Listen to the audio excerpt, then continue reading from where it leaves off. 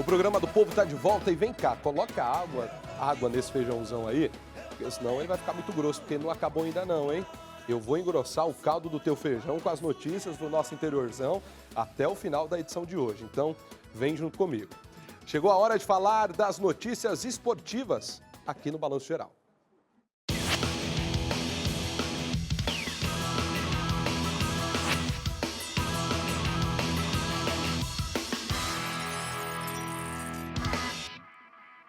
O programa mais completo do interior em relação ao esporte está no ar agora e eu quero conversar com você porque o fim de semana chegou e com ele vem mais uma rodada do Brasileirão. Vai ter Cruzeiro e São Paulo hoje lá no Mineirão, vai ter Santos e Fluminense na Vila Belmiro e vai ter também um clássico de tirar o fôlego aqui na Record e também no Record Plus e no R7. É Corinthians e Palmeiras. Em semana de derby, tudo conta. E os corintianos têm 3 motivos para comemorar. Primeiro, a recuperação técnica. O time que ficou 6 partidas sem vencer, ganhou 2 seguidas. A última por 1-0 pela Copa do Brasil contra o Atlético Paranaense. Segundo, nas 2 vitórias, o atacante Guinegão fez gol e virou o novo xodó da fiel torcida. Terceiro, Hugo Souza, convocado para a seleção brasileira, segue em boa fase. Com essa defesa no fim do jogo de ontem, garantiu a vantagem corintiana em Curitiba.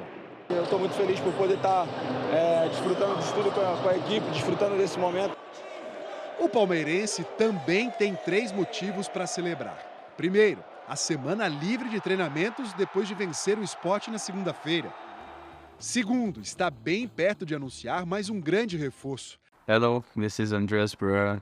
O meio-campo já fez exames na Inglaterra para vestir a camisa do Palmeiras. Por último, a motivação do atacante Flaco Lopes, convocado pela primeira vez para a seleção argentina. Nem nos melhores sonhos imaginaria, mas a vida é assim, vai te surpreendendo e um tem que estar preparado para todos os desafios que vai acontecendo na vida. Mas o que realmente está presente em todo o derby é a atmosfera de rivalidade, que nos últimos confrontos parece ter aumentado ainda mais. Por isso dizer que num Corinthians e Palmeiras tem favorito é não saber o que é um Corinthians e Palmeiras. É um clássico que nem sempre o melhor vence. É jogo nervoso, provocado, cheio de heróis improváveis, em que se entra em campo com o coração. Porque nos derbys, tudo conta e faz diferença. Os corintianos e os palmeirenses estão doidos, né? Porque amanhã, a partir das 18 horas, você assiste na TV aberta, com transmissão da Record, e também você pode assistir pelo Record Plus e no R7 também. E agora eu achei interessante nessa matéria, porque foram detalhados ali alguns pontos importantes até esse efeito derby. Então, resta saber como é que vai ficar essa decisão, porque o Brasileirão é aqui na Record e você acompanha tudo em detalhes com Kleber Machado, Paloma Totti e também toda a nossa equipe esportiva da Record. E olha só, jogão, hein? Vai ser emoção, coração batendo a mil e o pessoal vai acompanhar sem dúvida alguma. Mas olha só, chegou o momento da polêmica de hoje. Eita, estava dando uma olhadinha ontem, eu consegui assistir alguns trechos do jogo, alguns pedaços, porque o Noroeste ele foi derrotado ontem por 3-0 pelo União São João de Araras, fora de casa, pelo jogo das oitavas de final da Copa Paulista e está eliminado da competição. O jogo, disputado no estádio Hermínio Ometo, em Araras, foi marcado por desavenças envolvendo a arbitragem. O Noroeste havia vencido o primeiro jogo da série em Bauru por 1-0 e poderia até empatar para avançar. Mas os donos da casa abriram o placar logo no início, aos 7 minutos do primeiro tempo, com Bruno Miguel de cabeça. Você está vendo o lance aí, junto comigo. Só que depois, a situação ficou complicada, porque aos 14, a arbitragem marca pênalti do goleiro Jefferson Romário em Luan. E essa imagem aí, eu estava até discutindo com o Luiz Beltramin ali na redação, ela é complicada, porque a gente observa que o goleiro realmente ele agarra o Luan. É uma polêmica que é difícil. Então, só para a gente entender como tudo funcionou, o arqueiro noroestino foi expulso. A arbitragem, apesar de avaliar esse lance e de marcar pênalti, ficou confusa após o assistente do árbitro assinalar impedimento do ataque alviverde. Após uma confusão generalizada e entrada do goleiro reserva Wendel, o União chegou ao segundo gol com a cobrança de Rafael Tanque. Foram 45 minutos de paralisação. No segundo tempo, Léo Machado deu números finais à partida e sacramentou a classificação do time de Araras para as quartas de final. E ainda sobre esse assunto, a eliminação do Noroeste ontem em Araras foi marcada por uma grande confusão de arbitragem. Vamos lá com muita calma para explicar esse ponto que não tem como a gente falar tão rápido assim e não trazer os detalhes. O jogo não tinha o amparo da assistência de arbitragem por vídeo, o famoso VAR. Foram ao todo 48 minutos de paralisação durante o primeiro tempo, depois do árbitro Rodrigo Gomes Pais Domingues marcar um pênalti do goleiro Jefferson Romário sobre o atacante Luan, como eu falei agora há pouco. O goleiro do Norusca foi expulso, provocando a entrada do goleiro reserva Wendel no lugar de Igor Ribeiro. O Noroeste reclamou de impedimento do ataque do União no lance que gerou o pênalti. Olha só a confusão em campo, gente. Vai vendo as imagens. Olha só. E os árbitros ali no meio, um empurrando o outro. Negócio chato, né? Após muita bronca, o assistente Alex Alexandrino sinalizou possível entendimento e a arbitragem anulou a marcação do pênalti e a expulsão do goleiro. Aí foi o time do União que se revoltou e até ameaçou abandonar o gramado. Após mais conversa, a arbitragem voltou atrás novamente e remarcou o pênalti e manteve a expulsão de Jefferson. Desta vez, foi o Noroeste quem ameaçou deixar o campo. O jogo foi reiniciado aos 63 minutos. Enfim, com a cobrança de pênalti e segundo gol do União de Araras, o primeiro tempo foi encerrado com um total de 97 minutos. A Federação Paulista de Futebol afastou o quarteto de arbitragem das atividades.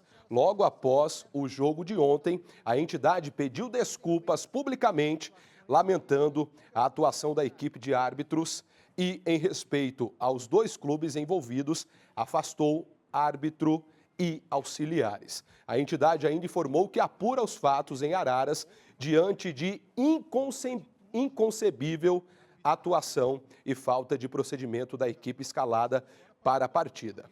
Ainda pela Copa Paulista, o São Bento entra em campo hoje contra o São José em busca da vaga nas quartas de final. Bom, gente, vou resumir aqui para vocês entenderem.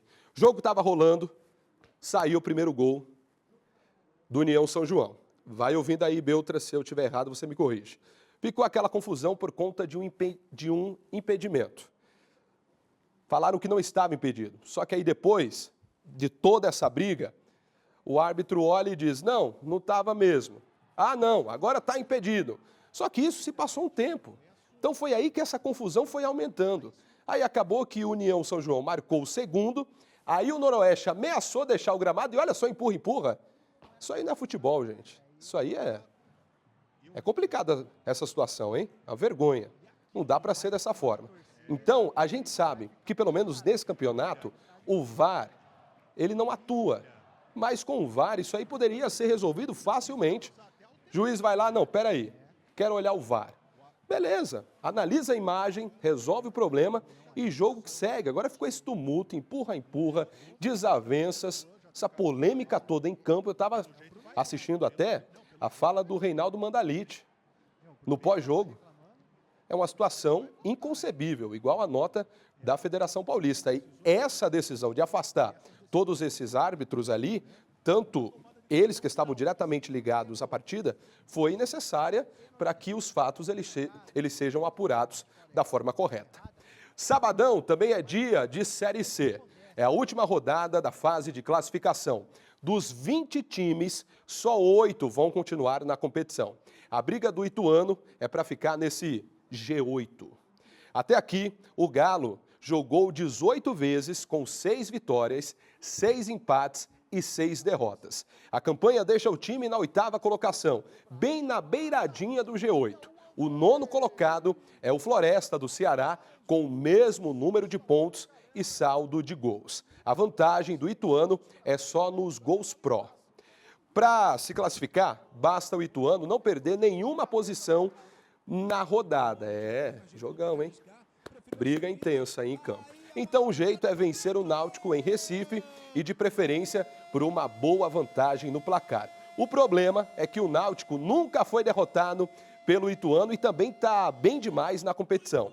Além de estar brigando com a Ponte Preta pela vice-liderança da fase. Complicado para o Galo, mas dá para sonhar sim. Todos os jogos da rodada da Série C são amanhã, 5 da tarde. Para você que continua aqui comigo ainda, gente amiga, o noticiário não para. O Magnus Futsal venceu mais uma na Liga Nacional ontem. Jogando em casa, na Arena Sorocaba, o Cachorro Brabo desbancou o até então último invicto do campeonato, o Jaraguá. O time de Sorocaba abriu o placar logo aos 5 minutos com o Carlinhos, esperto, ao aproveitar um erro na saída de bola dos catarinenses. A gente está vendo a imagem, o resultado dá ao Cachorrão a condição de líder do campeonato com 47 pontos. O Jaraguá está em 5º com 37. Agora, pela Liga Nacional, o Magnus se prepara para desafio fora de casa contra o Cascavel. O jogo será no próximo sábado, no Paraná. Ainda falando de esportes aqui, vem cá, deixa eu pedir para o Iago aqui, ver se ele consegue colocar a imagem do seu Agenor aqui na tela. Cadê ele? Ei, Laia, olha só. A reportagem ficou pronta agora, tá, gente? Na manhã de hoje. Vocês vão acompanhar a história do seu Agenor. Vou pedir até para o Fabinho fechar aqui na tela do povo, porque ele está se preparando, está aquecendo. Ele é um corredor, um atleta, tem 80 anos e corre, porque eu estava falando 5. Aí disseram para mim, não, Leandro, é 4. Mas não faz muita diferença, porque se mandar ele correr 5, tenho certeza que ele faz também. Então agora, diretamente de Marília, você acompanha a história do seu Agenor de 80 anos, que está desbancando muito novinho, hein? Brilha, seu Agenor.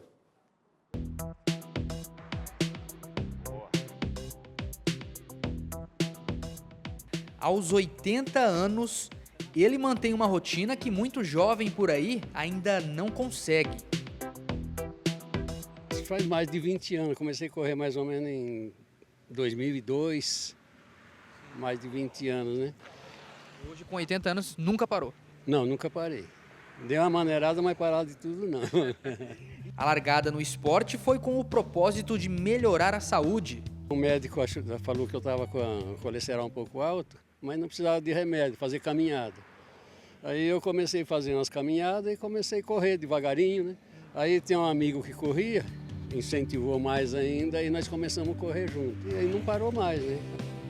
Seu Agenor começou a correr em Lupércio com um grupo de amigos.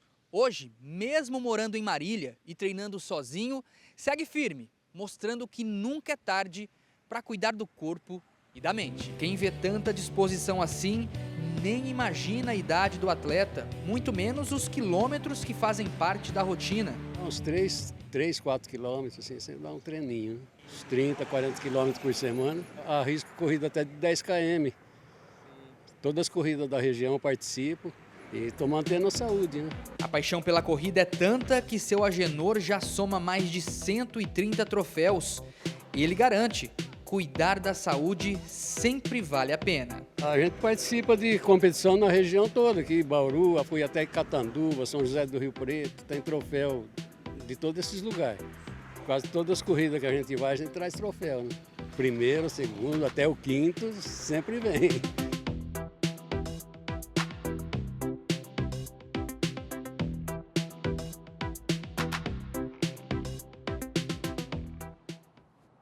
Isso é saúde, gente amiga. Parabéns, seu Agenor.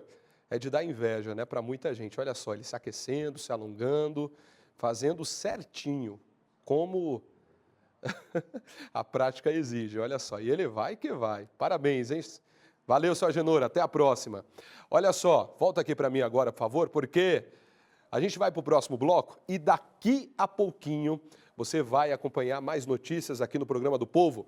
E participe, 997450940, a sua participação ali no telão daqui a pouquinho e eu já volto.